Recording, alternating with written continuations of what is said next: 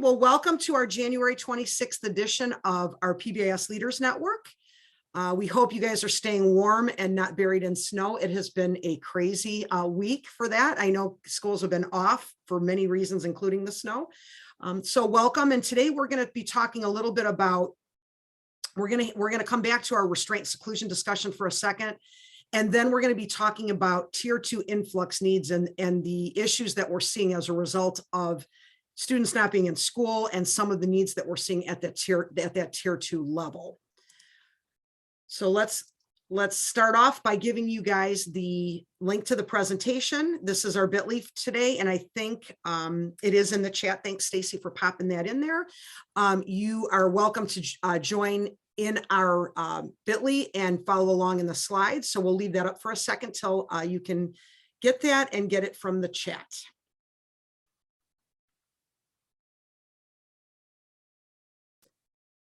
Okay, we are going to start with a little bit of a poll today, just to get us started. And we're looking at our rubber duckies here. And we're going to ask you today to kind of reflect about how are you feeling today? Are you a rubber ducky number 1 all the way to a rubber ducky number 9? I know, or somewhere in between. So I am going to initiate a poll, and I will have you let us know how you feel. Stace, do you see the poll? Oh, yes, I do. Okay, I was going to say I see people coming in. Okay, and we'll give everybody a second to share how they're feeling as a rubber duck today. I am seeing them pop in. Oh gosh, I'm seeing more toward the bottom. I hope that's the higher the number, kind of not the best feeling today, right? Kind of all over the place. So we'll give it another minute or so, and then we'll share the results. How are you feeling today on kind of a scale of 1 to 9 by showing your rubber ducky?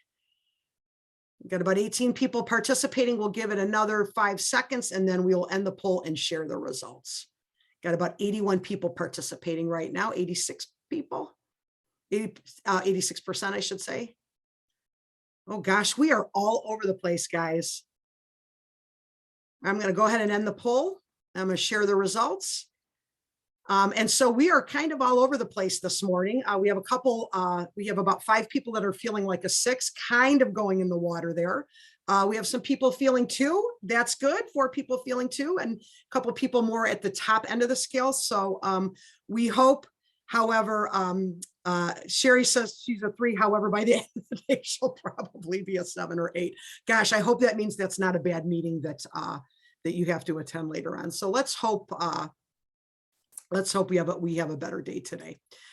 Thank you for entertaining us this morning. We just wanted to do a quick check-in, and we want to remind you that we have a lot of schools doing those restorative practices and restorative circles, and they're always starting with some sort of a check-in. So that was kind of a model for you this morning. So thank you for entertaining us and participating in our poll.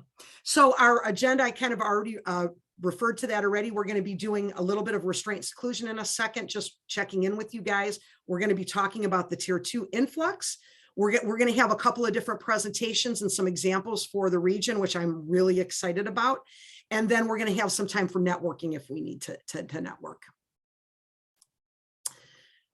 Okay, so we wanted to do a first check-in. For the last 2 meetings, we have been talking about the restraint and seclusion reporting. And if you've been on any of the meetings that we've had the last 2 months or 3 months, we are finding in the region, when we've received the restraint and seclusion reporting data back, is that our region, meaning the 3 counties, Medina, Summit, and Portage, are all over the place as far as restraint and seclusion reporting. And we want to just keep coming back to you with the fact that we want to give you some prompting questions to think about in your district. And that is, are you looking at the data before it is being reported? Are you looking at any of that data in your PBIS teams? Are you sharing that with maybe DLT, BLT? Are you looking at the data as it's being entered, or is somebody just entering that data on the survey and then it's not, you don't really come back to it? Are you communicating your restraint and seclusion policy now to parents? because that's now a requirement with the new update to the rule that occurred in June. Who's completing the data in your district? Again, have you seen the data? Are you going over with your folks the definitions for restraint and seclusion and that physical escort? Are you looking at that as a team? Again, are you looking at that as a PBIS team? Are you looking at that at your other building teams? Do people truly understand what those definitions are? Because I can tell you, particularly with restraint and seclusion in particular, that I think sometimes folks don't really know what the definitions of those things are. So are we really doing that? And then are you reacting and looking at your data and maybe making some action plans as a result of what you're seeing? We do have questions about the data, because what we're seeing is places where the data seems like it might not be correct as far as underreporting and overreporting. So we want to remind you that you should be continually looking at that as you're reporting it every year. The other thing that we wanted to put in the back of your mind and kind of for you to stew on is is there something that the state support team can do to assist with this? Is there something that we can do as far as, we don't typically work with your EMIS coordinators, but is there something that maybe we could put together as far as a webinar that would be informational to those folks that are entering that data? What kind of supports can we provide to you? And if there's any ideas, if you could pop those in the chat for us, we'd be appreciative. We started to talk about possibly maybe creating little mini PDs that you can share either with your teams, possibly EMIS coordinators or folks who are handling that data. Would that be helpful to you? We're not really sure exactly what you need, but if that's something that would be helpful, or if you can think of something that would be helpful to help support the restraint and seclusion policy and data reporting, please let us know. Pop any of those ideas in the chat and we would be appreciative. I know last month we came together and we brought Emily Jordan in to kind of talk about that policy. And I think that was really helpful about what you should be putting on your website, what's required. But if there's other ways that we can support, we really would like you to let us know, because we're not quite sure. Right now, again, we're stewing about providing some like mini recorded webinars, if that's helpful. But if there's anything else, please do let us know what you need. So I'll give you guys a minute before we switch the slide. If there's anything you can think of, just pop it in the chat or unmute, and I'll give a couple seconds wait time, and then we'll move on if there's nothing in the chat or if there's nobody that unmutes.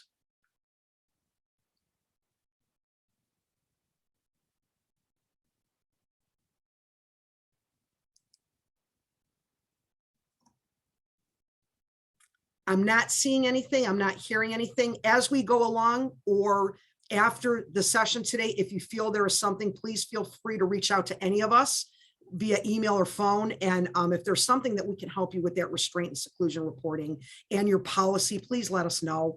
We know that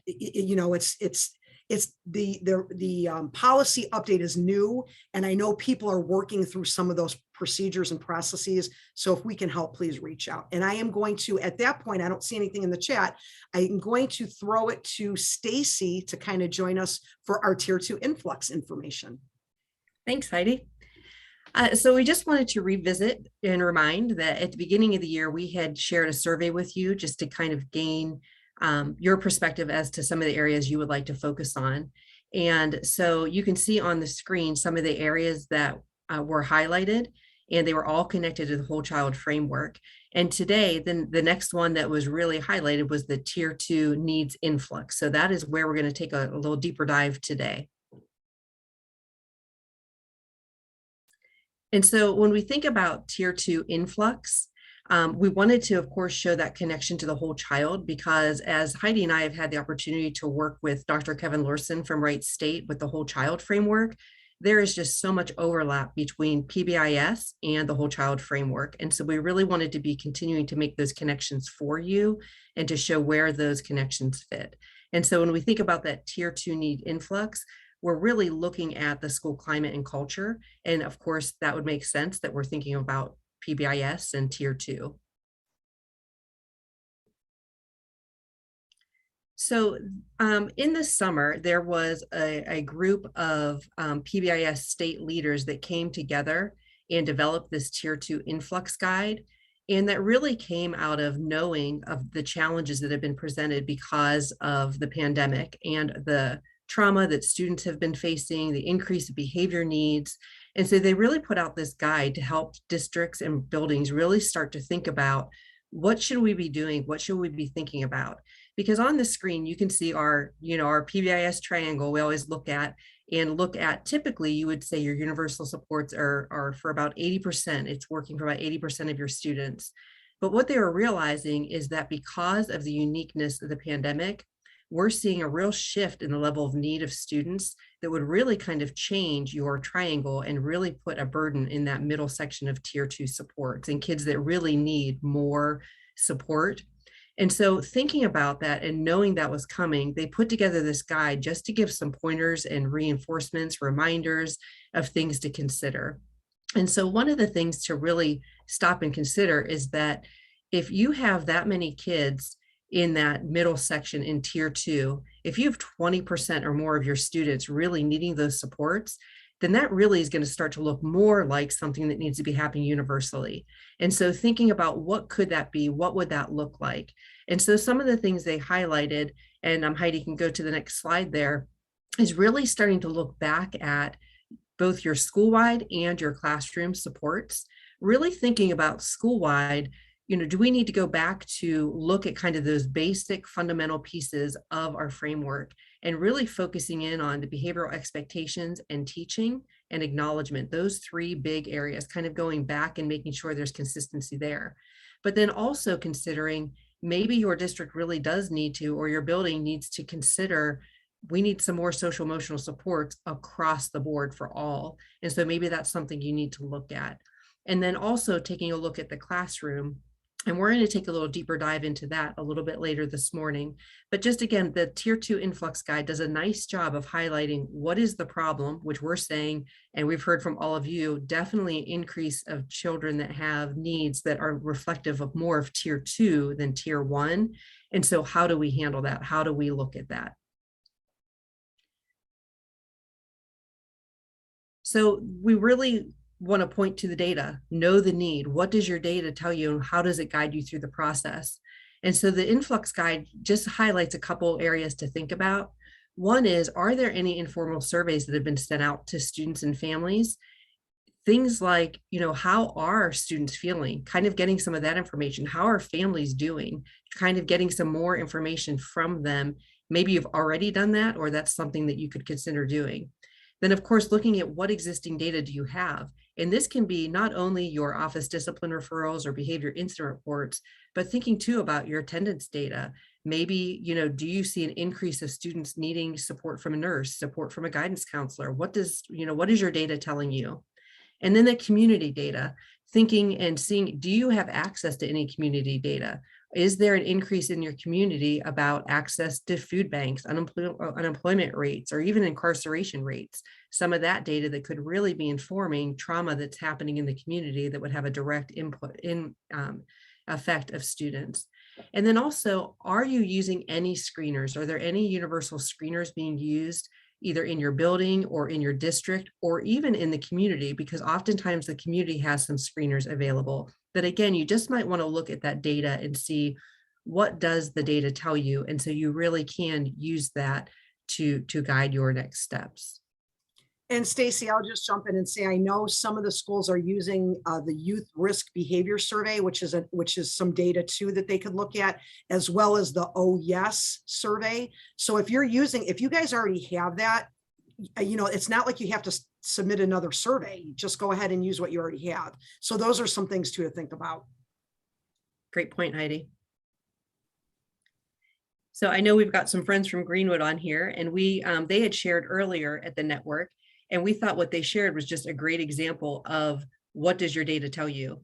And I know, Erica, if you want to say something, you can. I was just going to share that there was a point where you shared this slide and shared that you saw an overall increase of aggressive behaviors across the building, which then told you, we need to take an action here. And so you increase the acknowledgement across the building to kind of decrease that aggressive behavior. So that's just a simple example of looking at your data, seeing what does it tell you, and that it was across the whole building. It wasn't just one student, two students.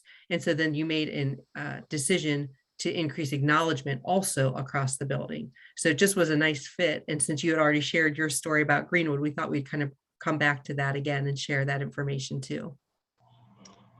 Thanks, Stacy. Yeah, we are blown away by how impactful the data has been for our building. So really looking at this both weekly and then monthly for the whole building has really made a big impact on how we focus our attention in our tier 1 meetings, but also reporting that out to staff has made a huge difference in their willingness to report to us and our ability to respond. So it really is pretty easy once you get rolling. I was overwhelmed by looking at the data at first, but once you get into the swing of it, it really isn't very time consuming and has a lot of impact for our building. Thanks, Erica. And you make a great point about not only collecting the data and the PBIS team looking at it, but sharing it out to the staff and the importance of that. And that way you really are getting more buy-in and they understand, oh, if I'm reporting this information, there is an action being taken based on the data. So thank you. That's a great point.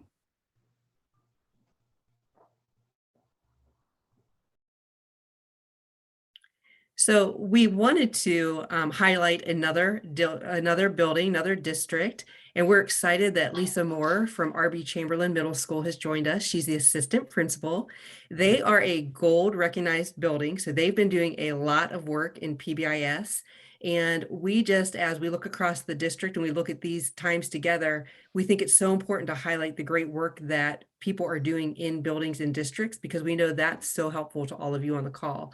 So Lisa, we're so excited to have you here, and I'm going to turn it over to you to share about PBIS in your building.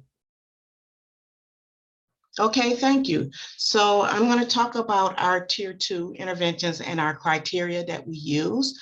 First, I want to mention what we've changed in response to the times that are going on right now for our tier 1. We have implemented this year our Tiger Wellness Days. So twice a quarter, we have Wellness Days. So one is coming up this Friday. And the teacher teams get together and they come up with all of these amazing things that we do that are taking care of our emotional health for our students. One of the things that they did, some of the things that they did last quarter was one of the teams took care of a foster care unit. And they've made things, they made stress balls for the foster kids. They did cards, they did all of these great things. And then they presented it to a foster care county group. So that was something that they do, or they do other things, they do yoga, all kinds of activities. Like the science class made the stress, so they kind of related back to their academic subjects. But our kids look forward to it. I mean, this Friday, they're going to wear pajamas for their wellness day, and they just do all kinds of activities. But we are at the tier 1 level hoping that this will stop some of the influx that's happening that's greater than prior years. So just to go over our tier 2 interventions quickly, our check-in, check-out, we've been going on 5 years now, where our staff are the mentors for our students.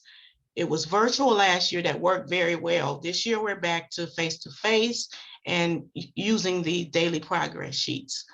Now, another thing this year to handle all of that influx, we have a check-in, check-out class.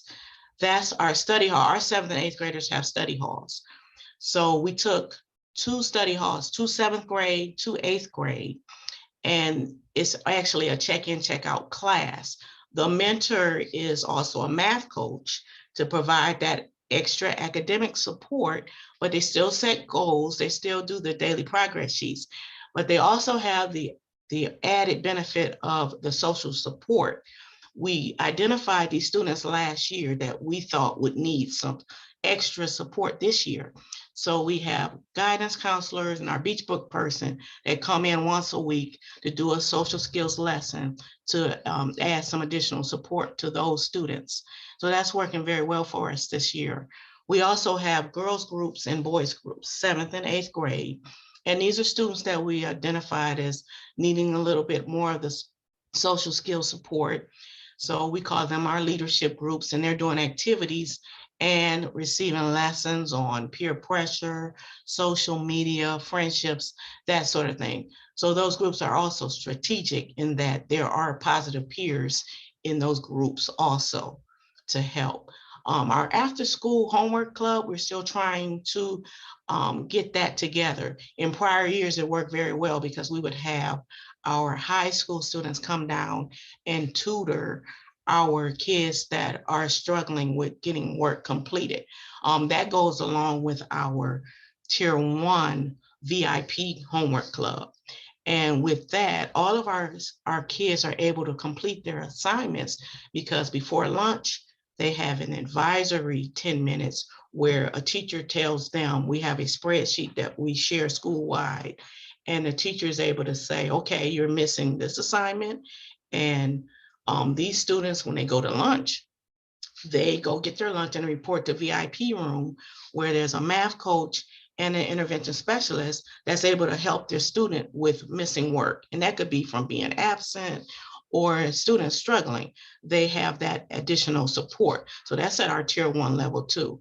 And then we have an intervention that we just call academic and organizational support.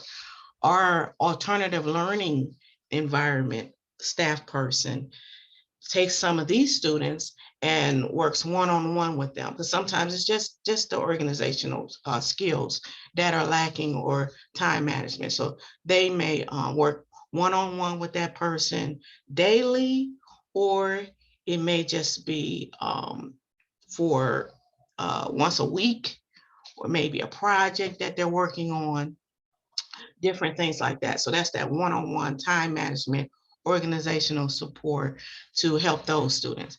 Then there's a Tier 2 intervention that I call temporary. Now this is because of everything that's happening right now in the world. We have one called re-entry readiness.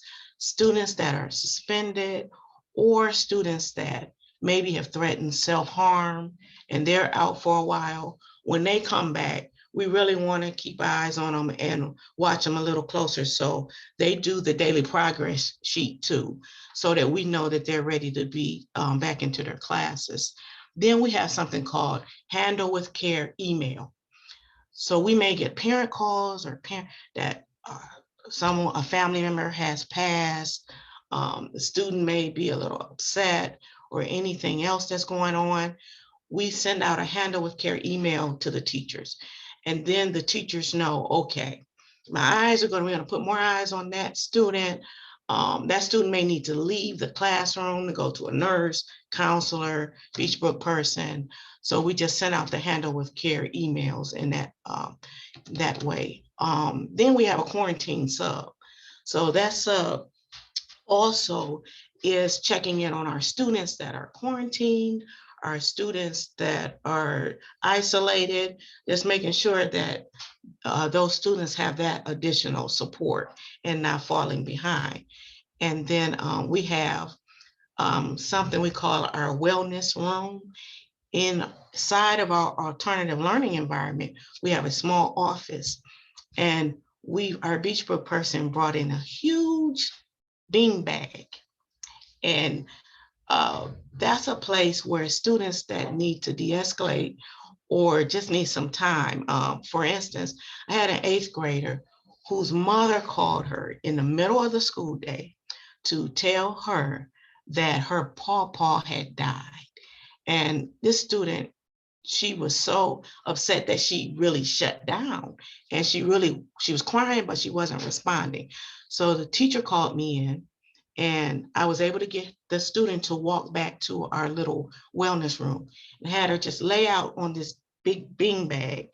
And she was just crying, and she told me, I said, okay, if you need anything, we had the alternative learning environment staff person outside of the door, and I just let her rest there. And I came back to check on her in 30 minutes, and she was sitting up and she wanted to go to class. So that's just another temporary support just to get these kids through, because they're really going through it And, we're just trying to do as much as we can. But if you go to the next slide, these are our data decision. This is our data decision chart. So our PBIS team meets once or twice a month, and we review the data. Now, we have our PBIS team that meets after school, but every other Monday, our teacher teams meet, and there are at least 2 PBIS members on our teacher teams. So as a team, we're going through the data. We look at the attendance, we look at the referrals, we look at our student D and F list, and then we have nomination forms that we use based on just really the discussion. It just takes really the communication, knowing the students, forming these relationships, knowing who needs what, and what intervention is going to be best. If we look at our interest criteria, when we look at absences, well, a student may need that relationship with that adult that will help them to want to come to school, that motivation to come to school. But sometimes they need that peer group. So we try to maybe put that student in a boy group or a girl group because they don't have the peer connections. And so, yeah, I'd rather stay at home.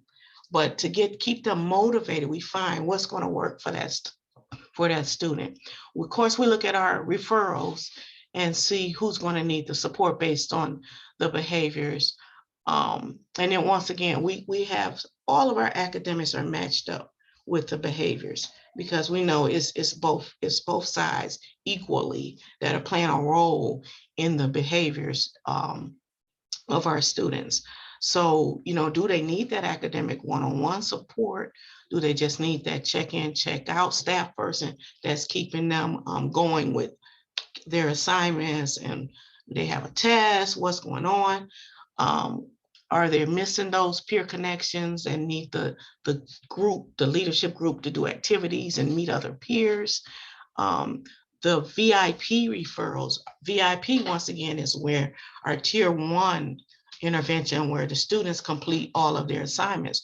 Well, if a student is not completing assignments, we need to know, is it a behavior or is it academic?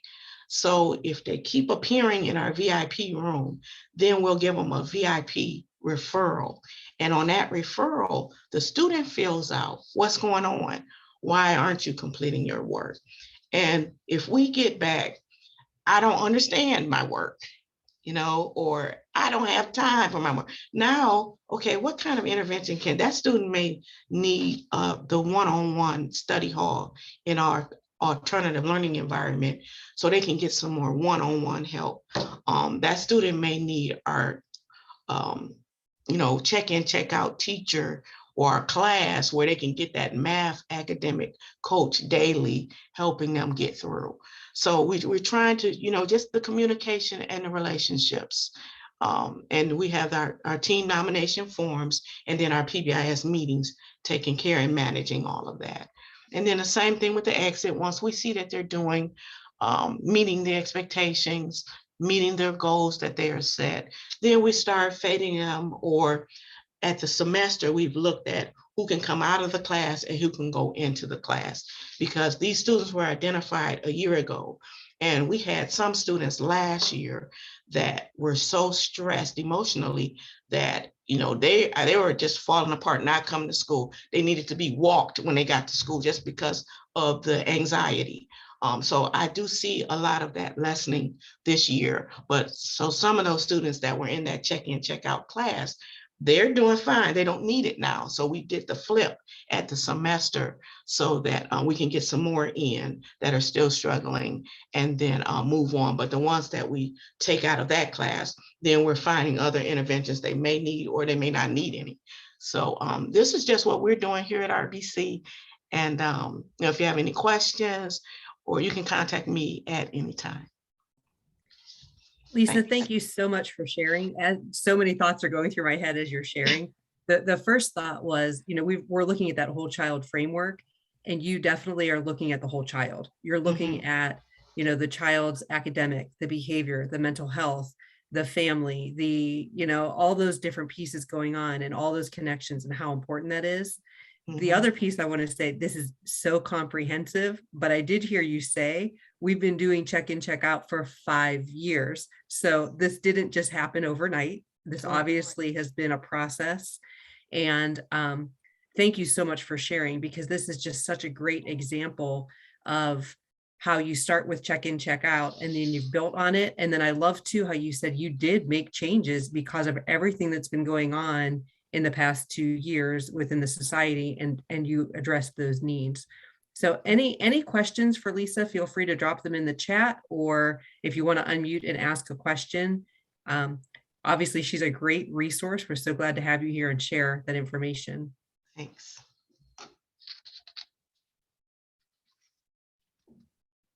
And Lisa, if you wouldn't mind maybe dropping your email in the chat, because I'm sure if people don't want to unmute right now, I'm sure people will have questions for you. Okay. So thank you, Lisa. We, again, just appreciate that, and mostly appreciate what you're doing for students, because it is so important to look at them. And, you hit so many times on relationships and the importance of relationships. And not only do we believe that, but the research supports that. And I'm actually going to turn it over to Mike Cashchak from our team to share a little bit about some different strategies and interventions that you can put in place as well to continue to support some of those pieces.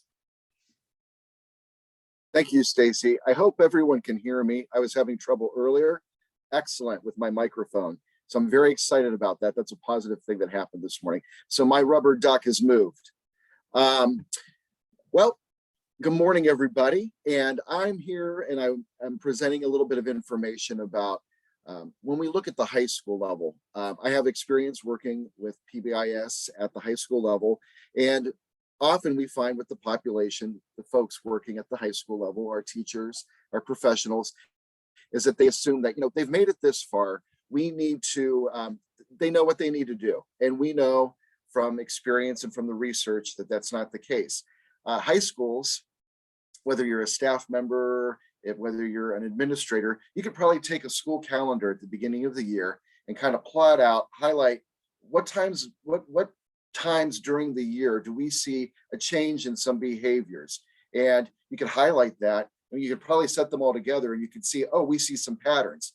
The big question is, I would find myself even working in schools saying, oh my gosh, this happens every year. Why does this happen every year? But rather than scratching my head and saying, why is this happening every year? It's good to be proactive. So that's an exercise I would encourage a lot of people to do, is with your PBIS teams, think about those times of the year where you would just naturally amp things up because you've seen patterns that just naturally occur. We see that happening with the holidays when those approach, and we see it right now when we're going from a semester into another semester at the high school level.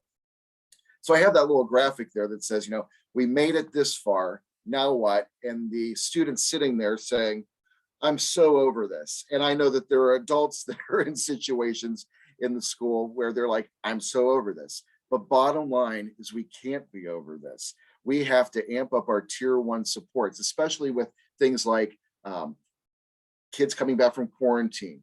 They may have lost a family member from COVID. We have students that are coming in from maybe being transient, thinking about the onboarding piece. The biggest piece that I encourage is that the adults that are teaching the behaviors, I encourage you not to become complacent. Having an extensive high school background, it's really easy to do that. I teach math, I teach science. I don't have time to teach behaviors. You know what? We teach students, and that's what we need to perpetuate. So avoid that complacency. And like we've heard throughout this morning, especially with like Lisa's presentation, which was excellent, by the way, that the data, look at the data for trends. Why reteach something that you don't need to reteach? So if we go to the next slide, booster sessions. These come in handy, and the booster sessions can manifest in different ways. Like we said, anytime the data shows that there's something that's happening, you don't want to teach something that you don't need to teach. And the team can identify when it's happening, where it's happening, why it's happening. And I have this highlighted. What's really important is that booster sessions are excellent for adults. because the adults are the lead and they teach that behavior to the students. So at the high school level, there's always the challenge. Right out of the gate, kids should know how to behave. I need to teach my content area. We've got to step back from that, and we need to help them a bit. And as the PBIS team, the leadership team within the school, they can come up with some ideas. And I'm going to provide an example that was used at a high school, actually a career technical center that I'm familiar with, where we were able to provide booster sessions, but make it palatable and easy to use. So if we go to the next slide, we're not going to make you watch the whole video, but just to give you a snippet. Hi guys, this is Saley joining you again to talk about our next character trait. This time we're going to talk about being caring. And I think this is one of the most essential and most important character traits for just all people. So to be caring, it goes right along with kindness. The act of caring is the kindness and the love that you show other people, the empathy, the patience that you show others. It's about the way that you treat other people. It's about the way that you interact with other people, the way that you talk to people, the way that you show people that you're invested in them, is all about being caring. And so I have another fun little video for you guys to watch, and of course another Google form for you to fill out so you can be entered into the character counts drawing. I hope you enjoy it, and I hope you take something from it. So enjoy. Thanks, guys. And that little video that follows Hi up guys, this is Saley joining. Is an animated video, and it's light. Mrs. Saley, in this case, presented. She created that through Screencastify. In this slide, you can kind of see like the sequence of events. There's a video lesson. It can be accessed through Google Classroom. It was actually created through Screencastify, which was a pretty simple piece. All of our schools, most schools, are using Google as a platform. And what's nice about that, and in this case for the career technical school, every student has a program of study. So that video could be used in the lab, and it could be shown at the beginning. It could be shown at the middle. It could be shown at the end. There's some choice because it's recorded. It could be repeated if necessary, because every one of these videos is accessible to the staff. In the video, Mrs. Saley mentions that there is a Google form. And what that was is, you can see the pieces to it. A Google form was created, questions that were not very difficult, but gave everyone an equal chance to be able to respond. And you heard her mention that fill out the form and you can then be put in the character counts raffle, which is, the recognition.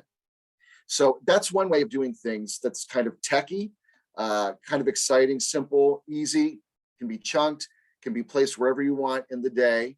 If you're not in a career technical school, if you're in a regular comprehensive high school, it could be done during some kind of standardized homeroom, or if there is a time where it's being retaught. This is just an example of how the PBIS team can create instructional pieces for the staff to use to reinforce the Tier 1 expectations. So we could go to the next slide. Another thing, just as far as like a booster for everyone, keep it out there. And there's some examples here.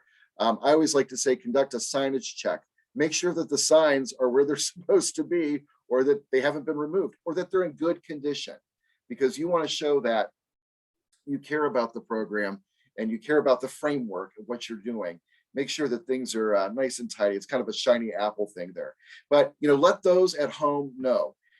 During this cabin fever time with the snow, the cold, sometimes we can feel pretty isolated. And this is an example of what the Career Center did that we just saw the example from, where it was a simple postcard where you can write a positive note to families about what is happening at the school with students and send it their way.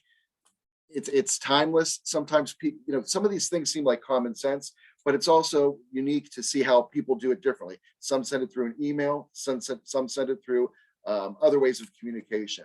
Next slide. Talking about adult boosters, it's right now, it's very important with the high school students, middle school, all students, that the adults think about their non-contingent and their contingent behaviors.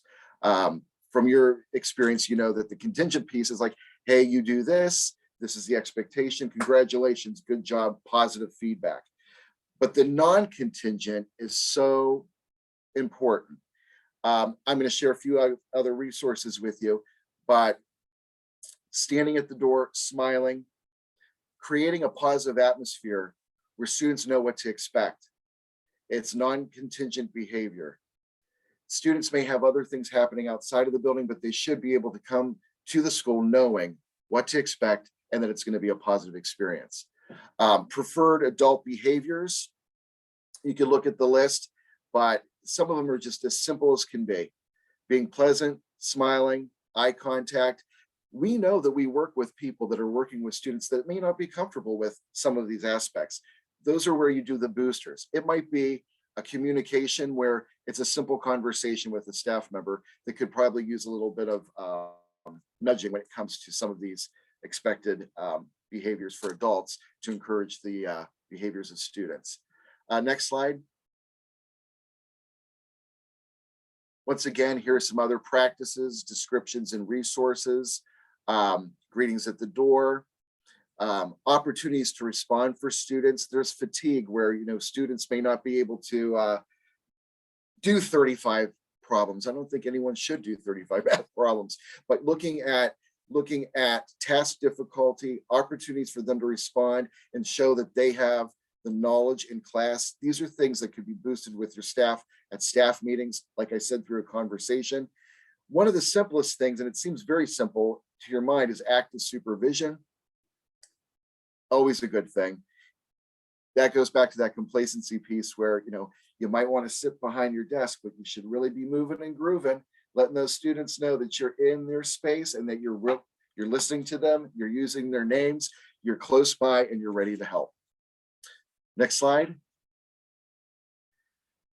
This is a nice little video. We'll just share it with you. It's about some of the things that you can do. One of my other favorite videos, and some of you have heard it before, is Rita Pearson, where she says, kids won't learn from people they don't like.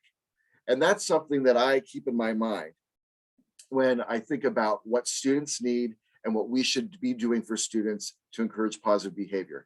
So I'm going to close my little segment, and this is something you can certainly share with staff if you're a high school or an upper grade or any grade, but I was asked to talk about high school.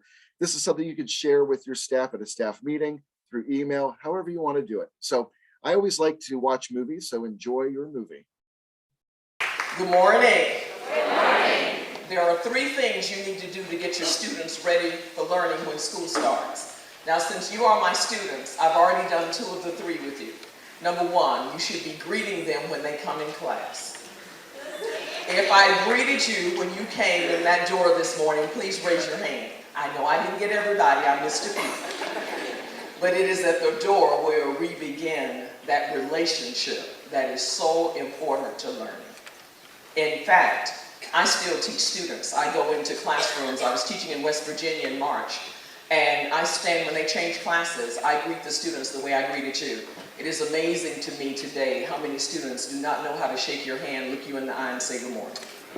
So one of the first lessons I teach is how do you shake a person's hand, look them in the eye, and say good morning, because I tell them you're either already working or you're going to be desirous of a job, and you need to know how to greet your prospective employer.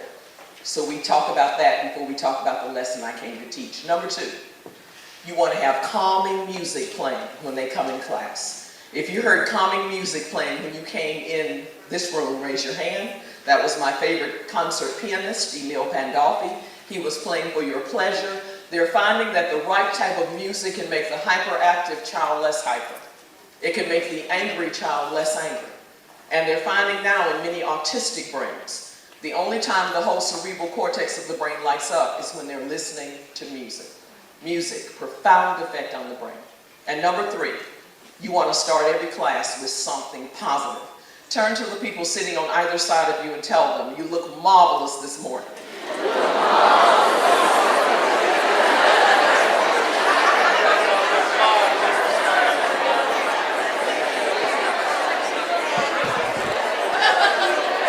Now, I'm looking at smiles, and I do not want students standing in the hall reluctant to come in class. I want them running to my class because they are excited about learning. Good morning. So that really reinforces some of the things that we think naturally would come to mind when it comes to working with students. But the feeling and the tone of the building and the classroom is so important for students to feel that they can be cared for and that they can trust someone and that they're supported. So I always like to watch an inspirational video, and it's fun watching everyone's face on the Zoom panel, because we all started to smile because everything that she had to say is applicable to the work that we do. So thank you for your time. If you have any questions about how PBIS works in a high school setting, I don't know everything, but I've had experience doing it. And I'll tell you what, it's worth every single effort because the outcomes are fantastic. Thank you. Thanks, Mike.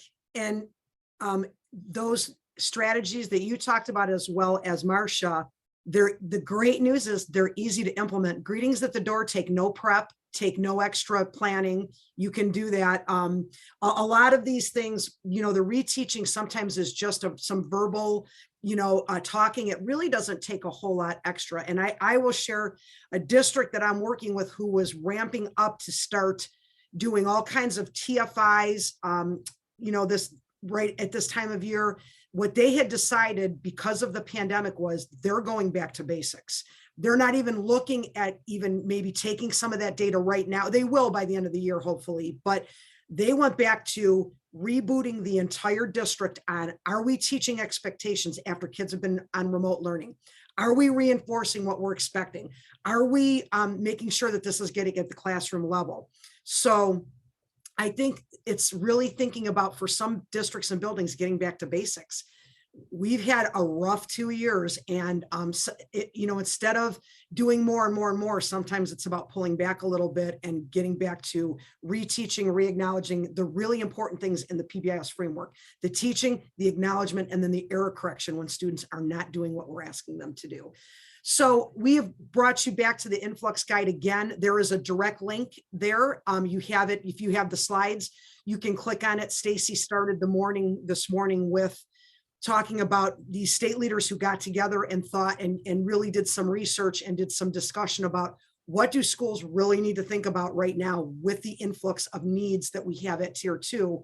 And all of those, Mike showed it during his little portion too. All of those strategies are linked in that guide as to what you can do. I mean, just think of the power if you just in your building said, everybody is going to greet kids at the door tomorrow, just tomorrow. Everybody's going to make a greeting with every kid that comes in their class. Think of the power, and that would take no time because teachers are hopefully standing at their door anyway. Think about the impact that could just have in one day, 1, 2 days, 3 days. I mean, these are things that can be done very easily without any additional time. So I really like all of those examples that Mike shared. Love the examples that Lisa shared as well. The other thing we wanted to bring you back to is that as we talk about whole child framework, as we talk about trauma-informed care, as we talk about the social emotional learning standards, all of this work is integrated. And what we don't want to see buildings and districts doing is having silos of work that's really duplicative, or I shouldn't say duplicative, more integrated or connected in nature. So we wanted to share this graphic with you because it shows you that all of these multi-tiered systems are connected. And I really like how this particular graphic shows, what are you doing for your social emotional learning? What are you doing for mental health? What are you doing for your PBIS framework? And what are you doing really for that restorative piece as to really restoring relationships that have been damaged or broken, kids who have done things to damage relationships? How are you looking at that? All of those things in a tiered framework.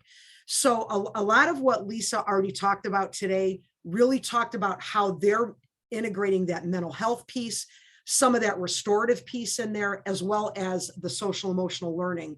So we want to have you guys think about when we're integrating PBIS. As PBIS trainers, we are biased, and I say that all the time when we work with mental health professionals and we work with trauma-informed care professionals.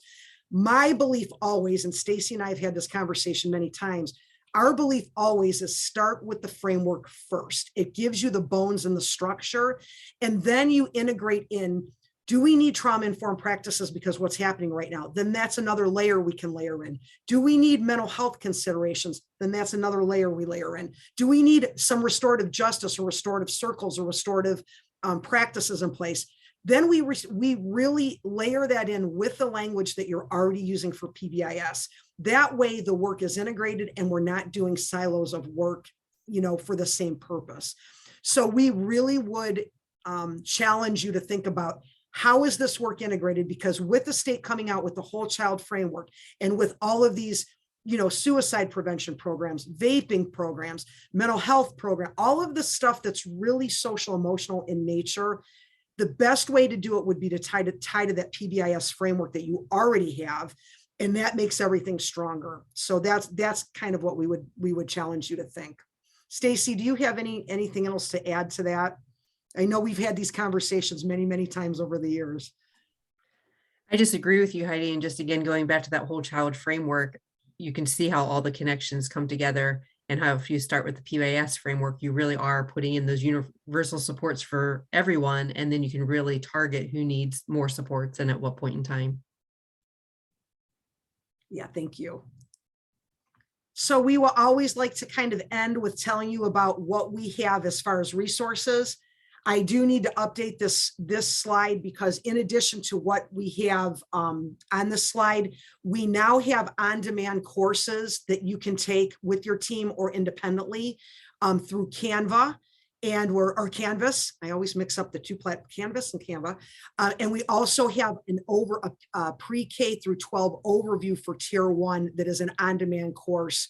Not through Google Classroom, but a real complete course. Both of those, the classroom pieces and the Tier 1 overview, are now independent and are on our catalog. And I think if you get our network email, I linked that on the last email that I sent out. So those are things that are also resources for you.